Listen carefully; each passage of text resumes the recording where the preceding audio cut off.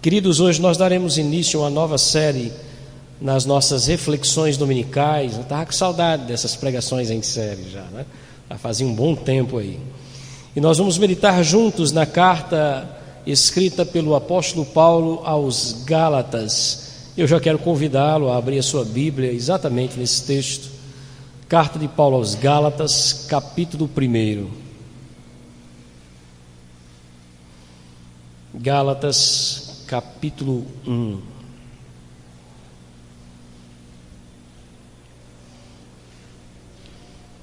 Todos encontraram? Essa carta de Paulo aos Gálatas é a única carta que não é destinada a uma igreja específica, não é?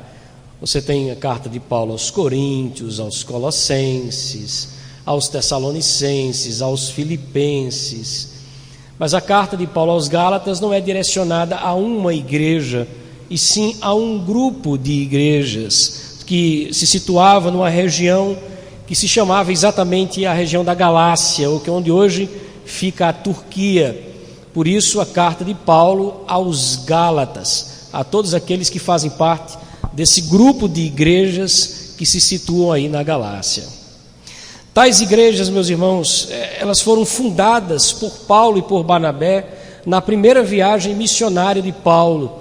Lembrando aos queridos que o apóstolo Paulo fez 3 grandes viagens missionárias sabidas nas Escrituras, sabidos por nós nas Escrituras, e na primeira viagem dele, ele então fundou junto com Barnabé essas igrejas aí na região da Galácia. Igrejas que ouviram por meio do apóstolo Paulo a mensagem do verdadeiro evangelho de Jesus Cristo. Paulo, quando passou por essas igrejas teve todo o esmero, todo o cuidado de apresentar o evangelho de Jesus Cristo da maneira mais genuína, dizendo que Jesus Cristo foi enviado por Deus para morrer no lugar dos pecadores, e que por meio da sua morte sacrificial na cruz do Calvário, ele livrou os homens da condenação oriunda do pecado. Como o próprio Paulo vai escrever mais à frente na sua carta aos Romanos, por essa razão, não há mais condenação para aqueles que estão em Cristo Jesus. Era isso que Paulo pregava. Essa era a proposta de Deus para a salvação dos pecadores. O homem precisa crer, precisa confiar plenamente, mas também unicamente, que em Cristo Jesus foi cumprida toda a exigência divina em seu lugar. E isso era o que Paulo pregava. Como disse Jesus, todo aquele que crê será salvo. E só, bastava crer. E Paulo pregava isso. Deus enviou Jesus, ele morreu na cruz do Calvário, de maneira substitutiva, expiatória, completa, um sacrifício perfeito. Se Deus concede a você a capacidade de confiar e crer no sacrifício, você está salvo. E era isso que dizia Jesus também: quem crê em mim será salvo. Era esse o evangelho que Paulo pregava às igrejas da Galácia. Então perceba, depois que Paulo fundava essas igrejas alicerçadas nesse verdadeiro evangelho, ele então formava a liderança na igreja e seguia a sua viagem missionária. Parava na igreja, ministrava o evangelho, conseguia formar aquele grupo, do grupo direcionava a liderança e de lá ele seguia na sua empreitada missionária. Só que o que é que acontecia? Na ausência do apóstolo Paulo, há alguns judeus que haviam se convertido ao cristianismo, não é? Entre aspas aí, né? Os chamados judaizantes. Eles vinham desfazendo todo o perfeito trabalho doutrinário de Paulo. Então, quando Paulo saía, esses judeus que posavam de liderança, de mestres, eles começavam a ensinar aquela igreja recém-nascida que tudo aquilo que Paulo disse são meias verdades. E aí eles desfaziam todo esse trabalho doutrinário e cuidadoso do apóstolo Paulo. E eles atacavam a pessoa do apóstolo Paulo, dizendo que Paulo, ele não era um apóstolo genuíno. Paulo não era um apóstolo verdadeiro como os outros 12 apóstolos eram. E diante disso também levantavam uma série de outras falsas acusações a respeito do apóstolo Paulo. A intenção deles era desfazer a doutrina ensinada por Paulo. E o que é que eles diziam? Eles diziam que não era bastante crer em Jesus Cristo para ser salvo. Diz, olha, a gente ouviu falar que Paulo estava dizendo por aí que basta você confiar naquilo que Jesus fez na cruz e você será salvo, mas isso não é o bastante. E eles diziam: vocês precisam agregar a isso a prática da lei mosaica e também a circuncisão, para que vocês possam ser salvos. Querem ser salvos, tem que se tornar uma espécie de prosélito do judaísmo, tem que começar a circuncidar e também começar a praticar a lei de Moisés, e do contrário, a fé não será suficiente para levar os homens à salvação. Então eles faziam uma espécie de acréscimo, e um acréscimo que fazia com que aqueles irmãos se desviassem do verdadeiro evangelho, pegassem um caminho alternativo, diferenciado da obra realizada por Cristo Jesus na cruz. Obra essa que oferece aos crentes a justificação pela fé nele, sem considerar as nossas obras de justiça. Afinal de contas, nós não somos salvos pelo que nós fazemos, nem por aquilo que podemos fazer, mas simplesmente e tão somente por aquilo que ele já fez na cruz do Calvário. E assim, dessa maneira, eles começaram a envenenar aqueles irmãos contra Paulo e automaticamente contra o seu ensino. Então perceba, a carta de Paulo aos Gálatas, ela é uma carta muito tensa, uma carta áspera, difícil. Paulo está muito chateado quando escreve a carta, é verdade isso, está indignado quando escreve a carta. E a chateação de Paulo, o dissabor de Paulo, não diz respeito à sua reputação que está sendo atacada, não é por causa da sua reputação, mas é porque, destruindo a reputação do apóstolo Paulo, aqueles falsos mestres colocavam em xeque, colocavam numa situação difícil aí, a doutrina que Paulo pregava. Pois, pense comigo, se Paulo é considerado um falso apóstolo, então o evangelho pregado por Paulo aos gentios, da justificação pela fé somente, também é falso. E era essa a revolta de Paulo. Não era porque ele estava sendo atacado, porque os falsos mestres o desconsideravam como apóstolo. O problema não é esse. O problema é que, uma vez que ele perde a autoridade apostólica diante dos Gálatas lá, ele também perde com eles, todo o ensino. Tudo isso agora perde credibilidade. E era essa a chateação do apóstolo Paulo. E aqui mora o grande perigo. É por isso que, diferente das outras cartas escritas pelo apóstolo Paulo, aqui você não vai encontrar elogios à igreja. Você não vai encontrar, por exemplo, Paulo dizendo assim: aos santos Gálatas, aos amados irmãos da Galácia, ou coisa desse tipo. Você não vai encontrar. Você não vai encontrar elogios. Na carta, Paulo defende o seu apostolado, mas também na carta ele faz a mais bela defesa da doutrina da justificação pela fé e da liberdade que o cristão tem em Cristo, que é totalmente diferente da libertinagem e também do legalismo. Isso tudo a gente vai encontrar na carta aos Gálatas. A carta de Paulo aos Gálatas foi a primeira carta escrita pelo apóstolo Paulo. Lembrando aos irmãos que a Bíblia não foi colocada em ordem cronológica, seguindo as datas, mas sim em ordem lógica. Então a impressão que a gente tem é que a primeira carta que foi escrita por Paulo foi Romanos, que é a primeira que surge após Atos, mas não é fato. A primeira carta escrita por Paulo foi a carta escrita aos Gálatas. Também foi essa carta a primeira a ser aceita no cânon bíblico. O primeiro livro do Novo Testamento a ser aceito no cânon bíblico foi a carta de Paulo aos Gálatas. E ela foi chamada de muitas maneiras pelos cristãos. Essa carta era chamada de a carta magna da liberdade cristã, a declaração da independência cristã, o coração do evangelho. Martinho Lutero amava tanto a carta de Paulo aos Gálatas, que ele dizia que a carta de Paulo aos Gálatas é a sua Catarina, uma referência à sua própria esposa. É a minha Catarina, dizia ele, não é? Ele dizia que essa carta é o melhor livro das Escrituras. Era isso que dizia Lutero. John Wesley, conhecido avivalista, ele chegou à conversão meditando no comentário de Lutero na carta de Paulo aos Gálatas.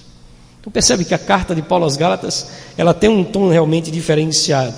Ela foi chamada por muito tempo como o grito de guerra da reforma protestante. Era assim que chamava a carta de Paulo aos Gálatas. Então, meus irmãos, nosso desejo é que Deus nos conceda a chance de ouvir esse grito em alto e bom som, e que a igreja seja edificada e possa crescer em conhecimento e graça durante esse tempo que vamos estar aí nessa caminhada, meditando na carta de Paulo aos Gálatas. Que sejamos edificados então como cristãos e como igreja. Feche seus olhos, baixe sua cabeça. Se esse é seu desejo, ore conosco. Oh Deus, não somos dignos da Tua presença,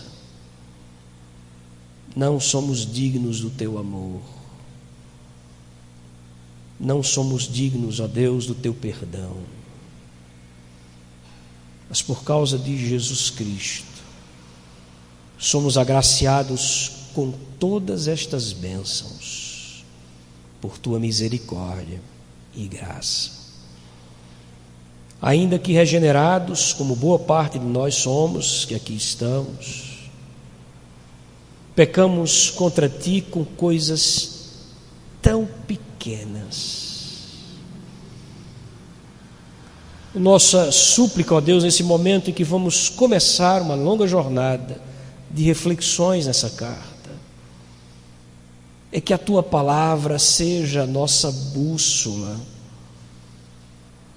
que Teu Espírito venha lapidar nosso caráter, nossa alma, nossos desejos, nossas palavras, nossos pensamentos, nossas ações, por meio de Tua palavra. Vamos começar hoje, ó Deus, mas queremos Te pedir que possamos encerrar maiores espiritualmente, melhores espiritualmente, mais crentes para o louvor da Tua glória. Faz isso em nós, faz isso conosco, faz para a glória do Teu nome em nossas vidas, ó Deus, para a edificação da Tua igreja, para o avivamento das nossas almas, pois é em nome do Teu Filho Jesus que nós Te suplicamos estas coisas. Amém. Gálatas capítulo 1, versos de 1 a 5. Acompanhe a leitura na sua Bíblia.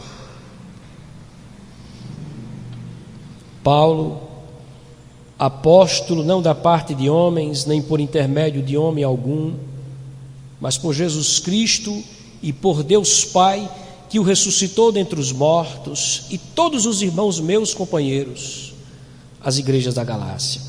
Graça a vós outros e paz, da parte de Deus nosso Pai e do nosso Senhor Jesus Cristo, o qual se entregou a si mesmo pelos nossos pecados, para nos desarraigar deste mundo perverso, segundo a vontade do nosso Deus e Pai, a quem seja a glória, pelos séculos dos séculos.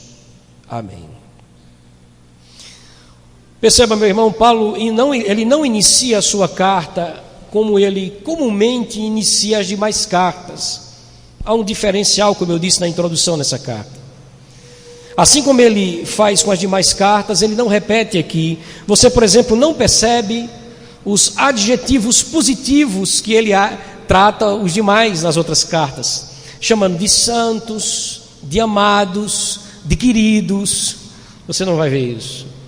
Paulo também não cita aqui, elogios a dons espirituais, como ele faz em outras cartas.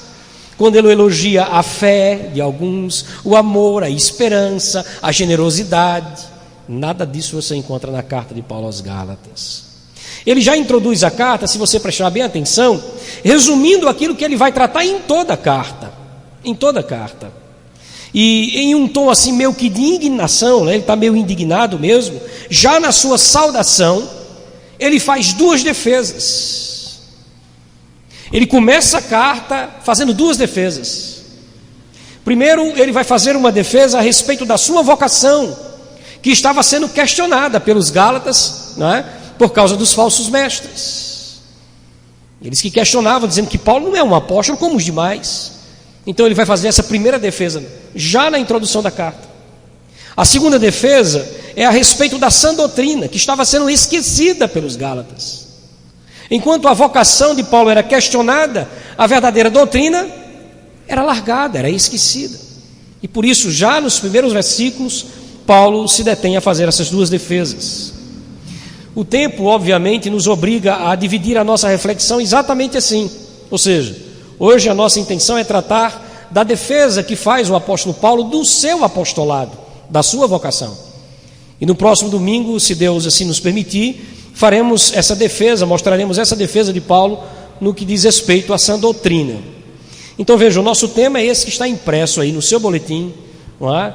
No início do seu boletim, o boletim que foi entregue a você, e diz o seguinte: na saudação do apóstolo, uma defesa de sua vocação. Já na saudação, a primeira defesa que ele faz, é que nós vamos tratar hoje, nós vamos ver a defesa que Paulo faz do seu chamado, da sua vocação. Vamos ler novamente o verso 1 e 2, que é a base para a nossa reflexão nessa noite. Paulo, apóstolo, não da parte de homens, e nem por intermédio de homem algum, mas por Jesus Cristo e por Deus Pai, que o ressuscitou dentre os mortos, e todos os irmãos, meus companheiros, as igrejas da Galácia. Você percebeu como Paulo começa de uma forma bem direta? Paulo, apóstolo. Ele começa de uma forma bem direta. Aí você vai dizer assim, mas é assim também que ele começa muitas das outras cartas que ele escreve, né? Reivindicando aí a autoridade normativa em suas palavras. É um fato. Outro fato interessante também é que esse termo apóstolo é um termo que pode ser entendido de uma forma simples, porque o seu significado traz a ideia de alguém que foi enviado de uma forma especial para alguma missão. Só que, meus irmãos, o que a gente precisa atentar, e espero que você atente para isso, é que logo no início, rapidamente, a igreja primitiva, ela passou a fazer uso desse termo apóstolo para se referir apenas aos 12 homens que foram escolhidos especialmente por Cristo para doutrinar a igreja do Senhor. Logo a igreja começou a comprar isso, a fazer o diferenciamento ali, a distinguir discípulos de apóstolos, pastores dos apóstolos. E quando a igreja falava dos apóstolos, estava se referindo a quem? Aos 12 que Jesus tinha escolhido, depois de ter passado aquela noite orando no monte. Ao descer do monte, saiu chamando um a um daqueles homens. Esses homens, esses apóstolos, tinham autoridade dada pelo próprio Cristo, irmãos. Sendo assim, as palavras desses homens eram as palavras do próprio Deus, eram palavras do próprio Cristo. Eles tinham esse respaldo para orientar a igreja do Senhor sobre qualquer questão de fé ou prática. Era isso que era um apóstolo. E era exatamente essa autoridade apostólica que os falsos mestres, os judaizantes, estavam questionando aqui a respeito de Paulo. O que é que eu quero dizer com isso? Talvez não houvesse aí questionamentos se Paulo tivesse se apresentado como um presbítero, um evangelista, um pastor, até mesmo como um mestre. Mas apóstolo, como os 12, isso aí não. E era isso que eles não aceitavam. Quando Paulo dizia assim, Paulo apóstolo, era nesse sentido que ele estava dizendo. Era exatamente isso que ele estava falando. Eu sou um apóstolo como aqueles apóstolos. E era isso que era questionado aqui pelos falsos mestres e que passou também a ser questionado pelos Gálatas. Poxa, os Gálatas que viram Paulo como apóstolo no início, né? E agora, ouvindo os falsos mestres, começaram a pensar, é verdade, ele não faz parte do grupo dos 12. Pois é, então se não faz parte, ele está mentindo sobre isso. E se ele está mentindo sobre isso, quem garante que aquilo que ele não tem ensinado aqui a vocês também não é mentira? Essa era a questão. Paulo então vai fazer a sua defesa quanto à sua vocação apostólica, e ele usa 3 argumentos que estão aí pontuados no seu boletim. O primeiro argumento usado pelo apóstolo Paulo no texto é que a sua vocação ela não é humana. É isso que ele diz no verso 1. Ele diz o seguinte: Paulo, apóstolo, olha o que ele diz: não da parte de homens, nem por intermédio de homem algum. Quero que você perceba que não há aqui uma redundância nas palavras de Paulo. Há um diferencial quando ele sai do plural para o singular, homens e homem. E isso tem que ser considerado, isso aqui é significativo no que Paulo quer dizer. Primeiro, veja, o primeiro argumento que ele usa, ele diz, não da parte de homens, uma provável referência à igreja.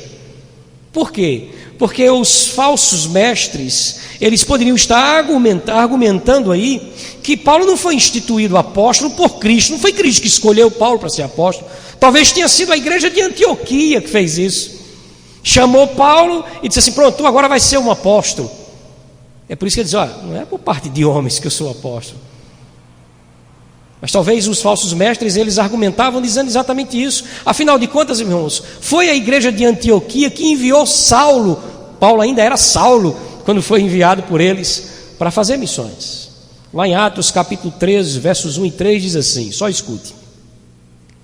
Havia na igreja de Antioquia profetas e mestres, Barnabé, Simeão, por sobrenome Níger, Lúcio de Cirene, Manaém, Colácio de Herodes, o tetrarca, e Saulo, que é Paulo, não é? Que era o nome dele anteriormente. Servindo eles ao Senhor e jejuando, disse o Espírito Santo: separai-me agora Barnabé e Saulo para a obra que os tenho chamado. Então, jejuando e orando e impondo sobre eles as mãos, despediram Barnabé e Saulo para a obra. Você está entendendo? Então, muito provavelmente, o que é que os judaizantes diziam? Só, os 12, tudo bem, Jesus escolheu ali, pessoalmente, né? É diferente. Esse Paulo aí, isso foi a igreja de Antioquia, que separou o cara e disse assim, ele agora vai ser apóstolo. Mas pode? Não pode, a igreja não tem esse poder de fazer apóstolos. Tem que ser escolhido diretamente pelo Senhor. E aí eles questionavam, e por isso que o primeiro argumento de Paulo é: não foram homens que me deram o apostolado, não foram homens. Qual é o segundo argumento que ele usa? Ele sai do plural para o singular e diz: e nem por intermédio de homem algum. Aqui existe uma possível alusão ao apoio de outro apóstolo dentre os 12. Ou talvez a Ananias, que foi aquele primeiro homem com quem Paulo teve contato, não é? O primeiro cristão com quem Paulo teve contato.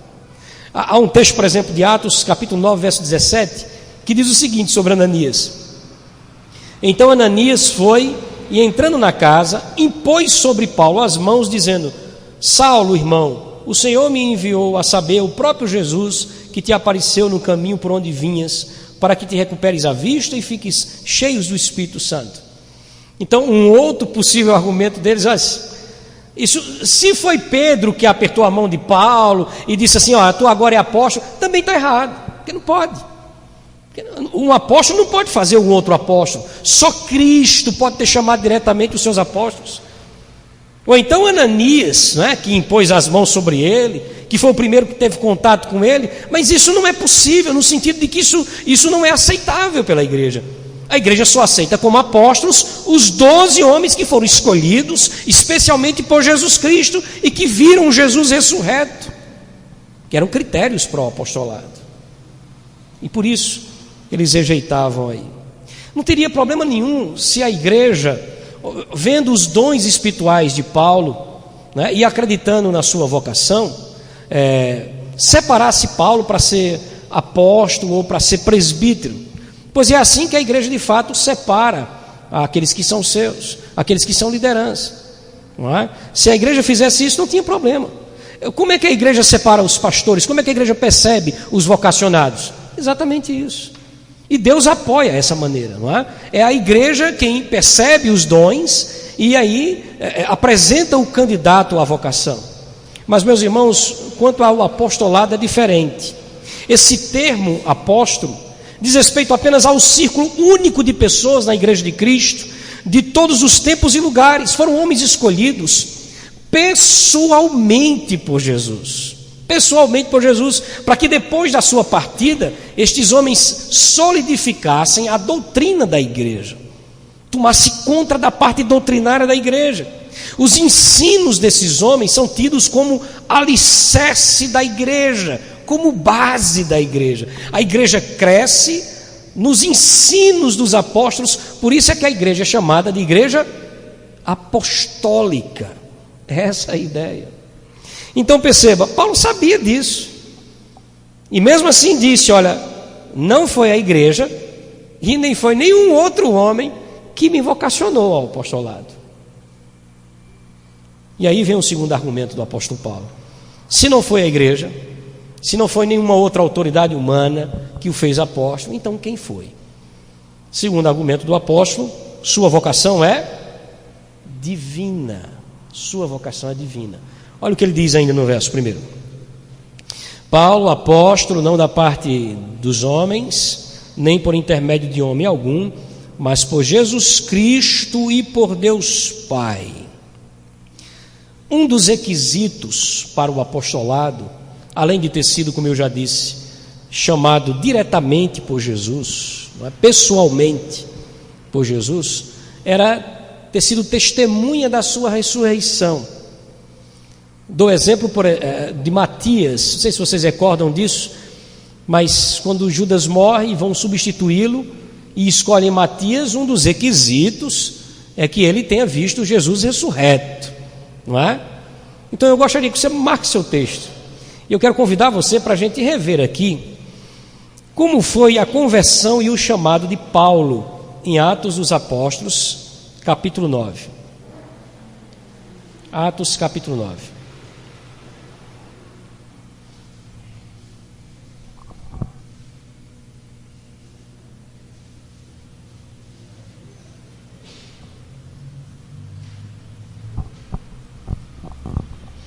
Todos abriram?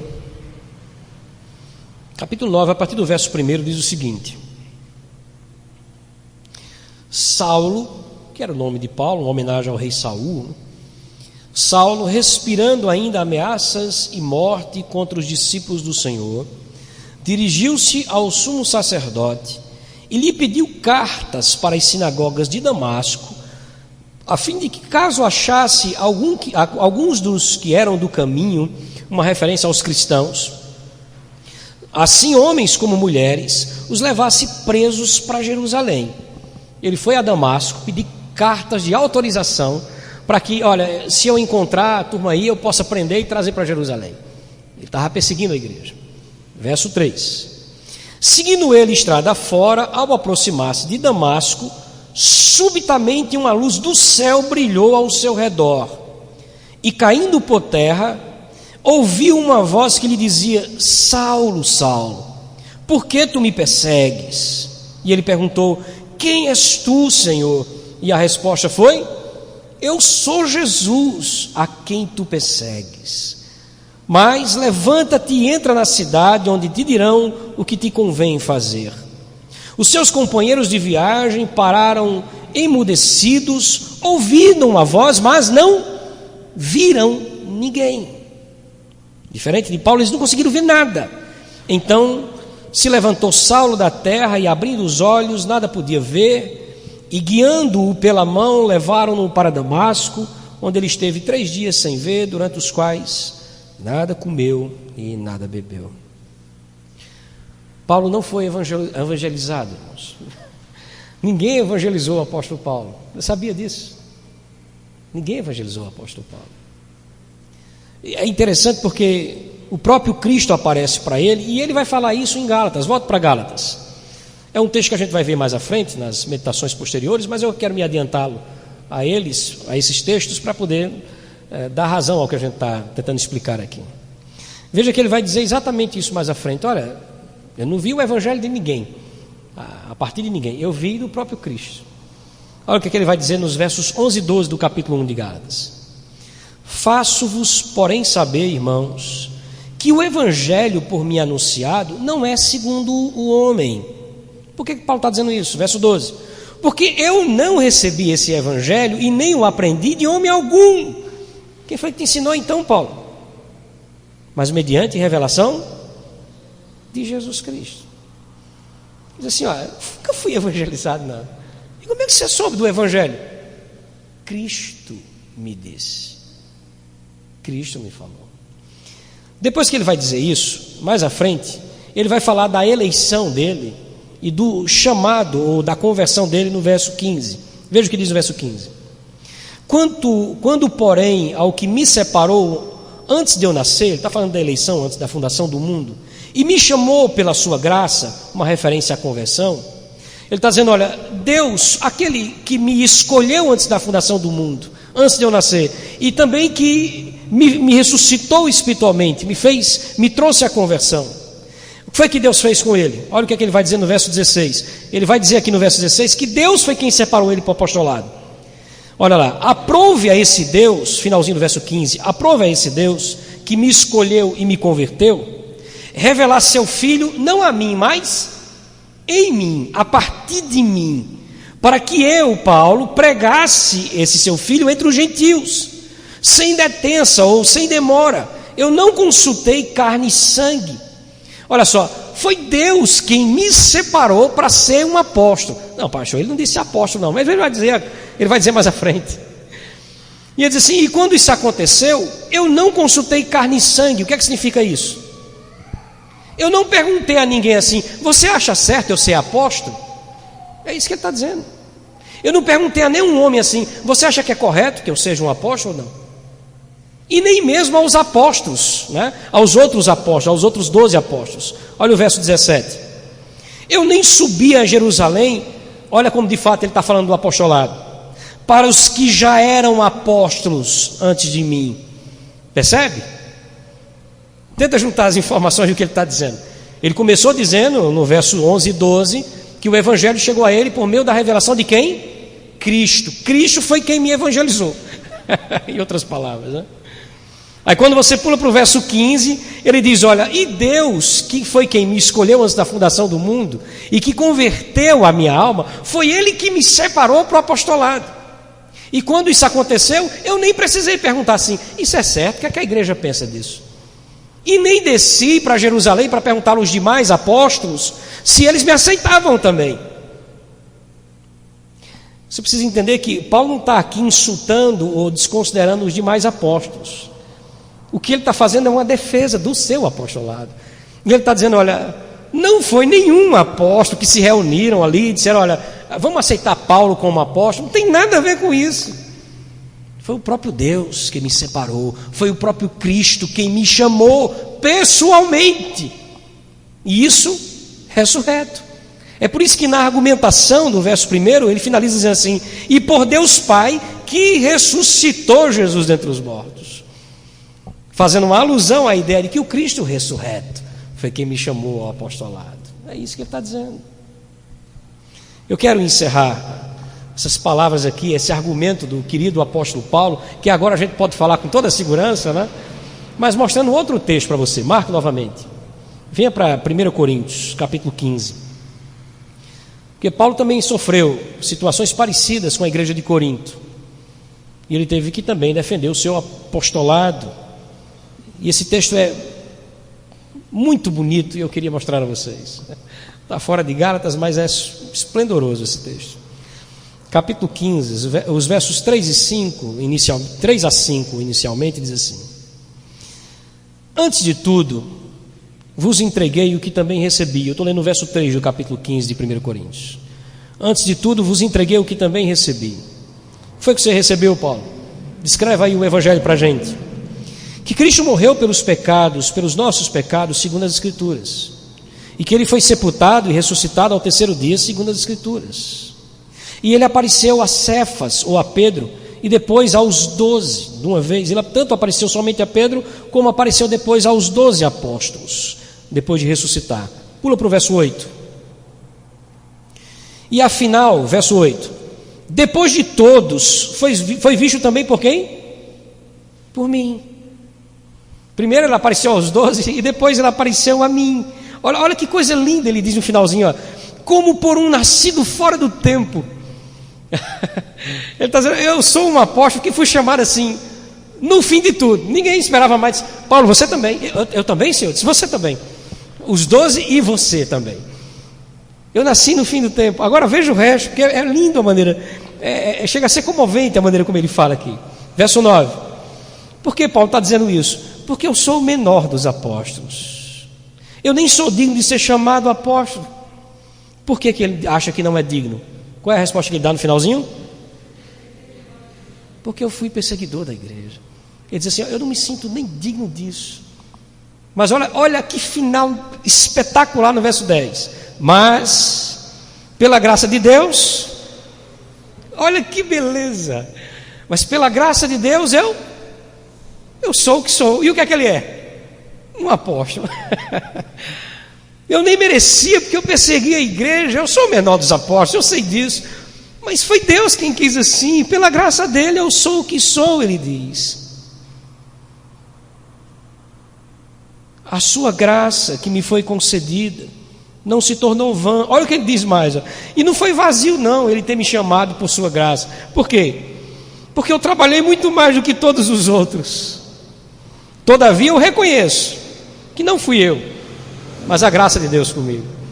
Você já imaginou? Que texto lindo esse, né?